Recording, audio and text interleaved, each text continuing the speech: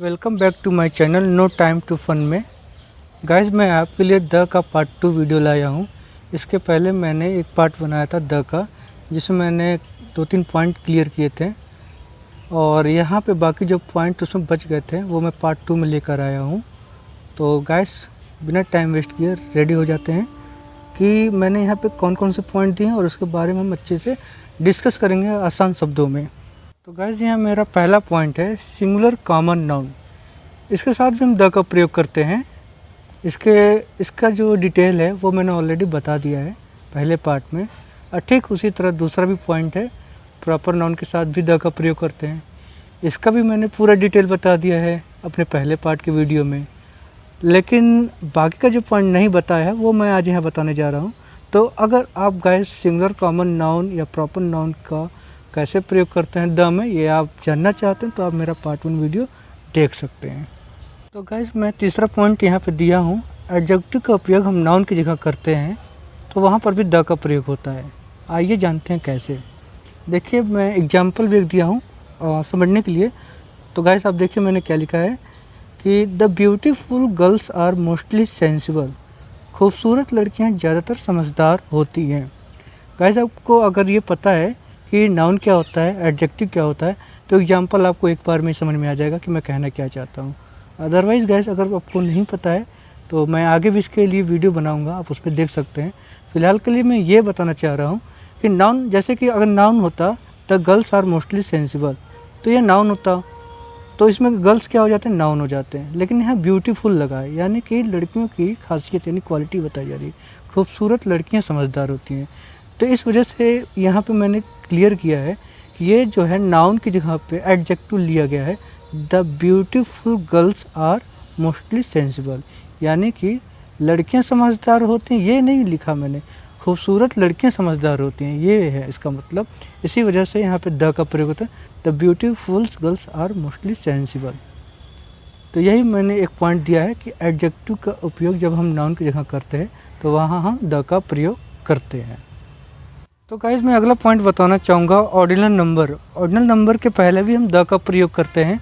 कैसे करते हैं आप ये देख सकते हैं। मैंने यहाँ पे 3 एग्जाम्पल दिया है, जिसमें से पहला एग्जाम्पल है द फर्स्ट मूवी। तो गाइस, आप इसको समझने के लिए पहले ये समझो कि अगर आपसे कोई पूछता है इंग्लिश में which have you seen first movie in your life, यानी कि आपने अपने जीवन में पहली मूवी कौन सा देखा है, तो आप जवाब देते हो the first movie in my life, और फिर अपने फिल्म का नाम बता सकते हो। जैसे मेरा स्पाइडरमैन हो गया, आप अपना बता लो।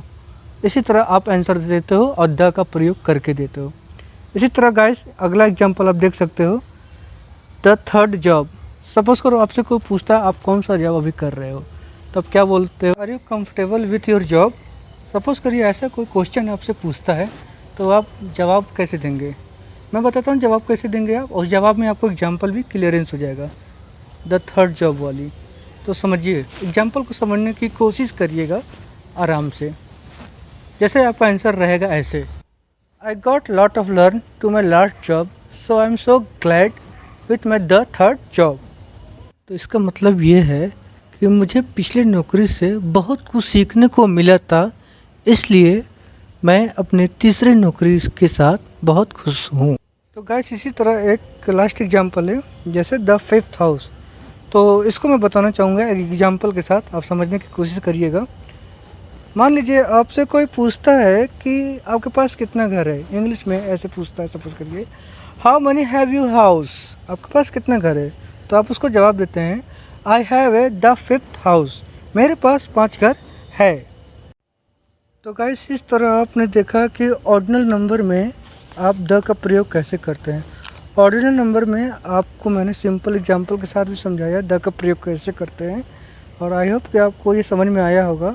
अब इसी के साथ साथ अगले पॉइंट पे आते हैं। हमारा अगला पॉइंट क्या है, आप देखिए, सुपरलेटिव डिग्री के पहले भी हम द का प्रयोग करते हैं। तो गाइस, मैं आपको बताना चाहूँगा सुपरलेटिव डिग्री क्या है। पहले तो इसके बारे में एक छोटा सा ओवरव्यू देना चाहूँगा। गाइस, ये एडजेक्टिव का एक पार्ट है, एडजेक्टिव के पार्ट का एक प्रकार है, समझ लीजिए। सुपरलेटिव डिग्री या कंपैरेटिव डिग्री या पॉजिटिव डिग्री, यानी डिग्री मतलब ये 3 तरह का डिग्री होती है, positive degree, comparative degree, superlative degree. जिसमें से सुपरलेटिव डिग्री अगर आता है तो उसके पहले हम द का प्रयोग करते हैं। जैसे आप देखिए यहाँ पे मैंने एक एग्जांपल दिया है, M S Dhoni is the best player of is his team. M S Dhoni अपने टीम का सर्वश्रेष्ठ खिलाड़ी है। तो गाइस सुपरलेटिव डिग्री का यही मतलब होता है जो सबसे बेहतर हो, यानी उससे बेहतर कोई ना हो, ऐसा माना जाता है, तो उसको सुपरलेटिव डिग्री में माना जाता है। और ऐसे वर्ड के लिए हम द का प्रयोग करते हैं, चाहे वो प्लेयर हो, चाहे कोई इमारत हो, चाहे वो कोई कार हो, चाहे कोई जगह हो, तो वो सुपरलेटिव डिग्री से अगर रिलेटेड करता है तो समझ लीजिए हम द का प्रयोग करते हैं। तो गाइस अगला आपका पॉइंट है जो थोड़ा सा लेंदी है, पर मैं आपको इसको समझाने की पूरी कोशिश करूँगा अच्छे से, ताकि आपके दिमाग में बैठे। और वो पॉइंट ये है कि एंड के साथ द का प्रयोग कैसे करते हैं। ठीक है गाइस, आप देख सकते हैं मैंने यहाँ पॉइंट ऑलरेडी मैंने प्रिंट आउट कर दिया है। तो मैंने ये दिया है कि अलग अलग व्यक्ति या वस्तु जब आते हैं और उनके बीच में एंड का प्रयोग करके एक वाक्य बनाते हैं, तब दोनों वाक्यों के पहले हम द का प्रयोग करते हैं। गाइस मैं इसको एक एग्जांपल के साथ मैं आपको समझाना चाहूँगा। मान लीजिए the manager and the chairman are going, यानी कि मैनेजर और चेयरमैन जा रहे हैं। तो गाइस इसमें आप अगर इंग्लिश में ये वर्ड बोलते हैं तो the manager and the chairman, ठीक है गाइस। और इस दोनों में द का पोजीशन लेते हुए मैनेजर और चेयरमैन का हम यानी बोध करते हैं। तो इसमें हमको ये पढ़ने से ही पता चलता है अकॉर्डिंग टू ग्रामर के हिसाब से कि ये दोनों पर्सनालिटी अलग अलग हैं। इसमें हमें ये पता चलता है।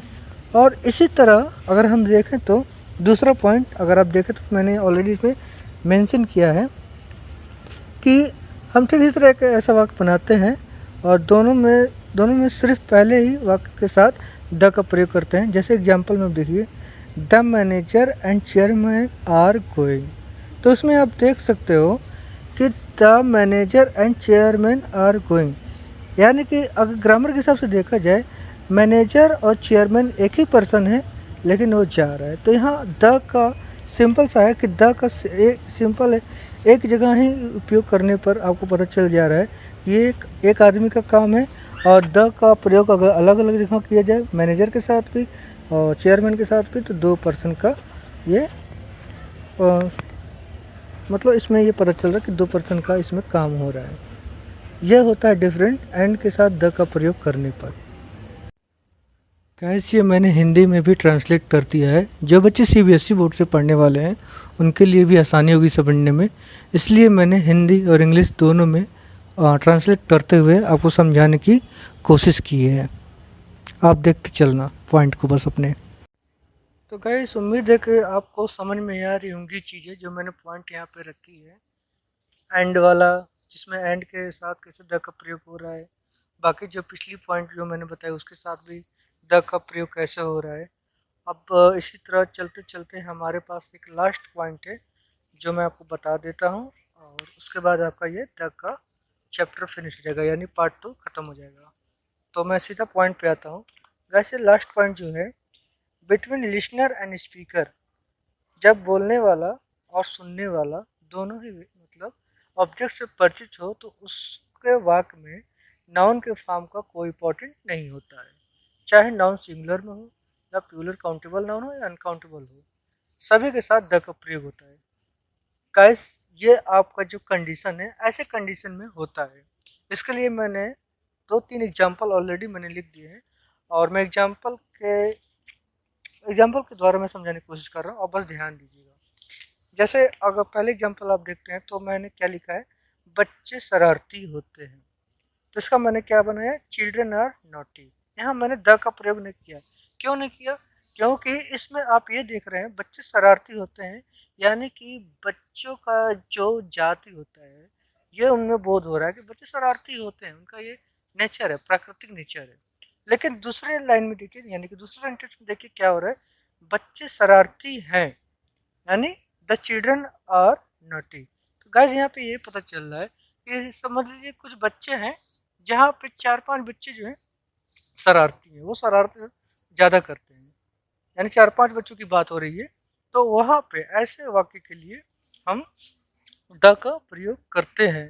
ठीक उसी तरह बच्चा शरारती है, यानी किसी 4 बच्चे 5 बच्चों के बीच कोई एक बच्चा है जो काफ़ी शरारत करता है, तो ऐसे बच्चे के लिए भी हम द चाइल्ड इज नॉटी, यानी कि यहाँ पर हम द का प्रयोग करते हैं सब्जेक्ट के साथ।